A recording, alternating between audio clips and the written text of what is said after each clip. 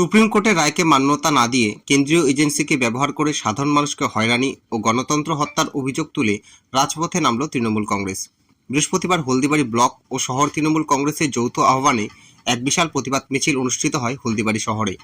এই দিন মিছিলে উপস্থিত ছিলেন মেখলিগঞ্জ বিধানসভার বিধায়ক পরেশচন্দ্র অধিকারী, হলদিবাড়ি ব্লক তৃণমূল কংগ্রেসের সভাপতি মানস রায় বসুনিয়া, শহর তৃণমূল কংগ্রেসের সভাপতি অমিতাভ বিশ্বাস, শহর INTTUC সভাপতি খতিবুর রহমান, হলদিবাড়ি যুব তৃণমূল কংগ্রেসের সভাপতি প্রশান্ত কুমার রায়, পঞ্চায়েত সমিতির সভাপতি শৈলবালা রায়, বর্ষিয়ার নেতা নুরুল খালেক আহমেদ সহ শাখা সংগঠনের অন্যান্য বিশিষ্ট নেতা ও কর্মী। আমাদের সমস্ত সংগঠন তারা আজ রাজপথে নেমেছে। বিজেপির এই SIR এর বিরুদ্ধে তারা সাধারণ মানুষকে যেভাবে হয়রানি করছে, তারা সুপ্রিম কোর্টের রায়কে তারা মান্যতা দিচ্ছে না, তারা মানছেই না।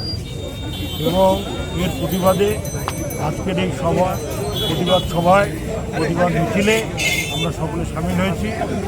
যদি আমরা দু একদিনের মধ্যে দেখি তারা SIR এর সুপ্রিম কোর্টের রায়কে তারা না মানে, তবে এর থেকে আরও তীব্র আন্দোলন হবে বলে আমরা আশা করি।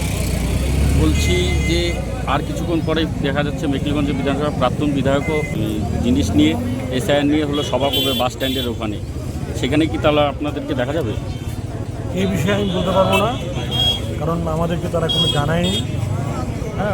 এই বিষয়ে তারা যদি আলাদা করে সভা করে থাকে এটা হয়তো তারা করে থাকতে পারে, কিন্তু পার্টির পক্ষ থেকে হচ্ছে না, সংগঠনের পক্ষ থেকে যদি কেউ করে থাকে তাহলে হয়তো।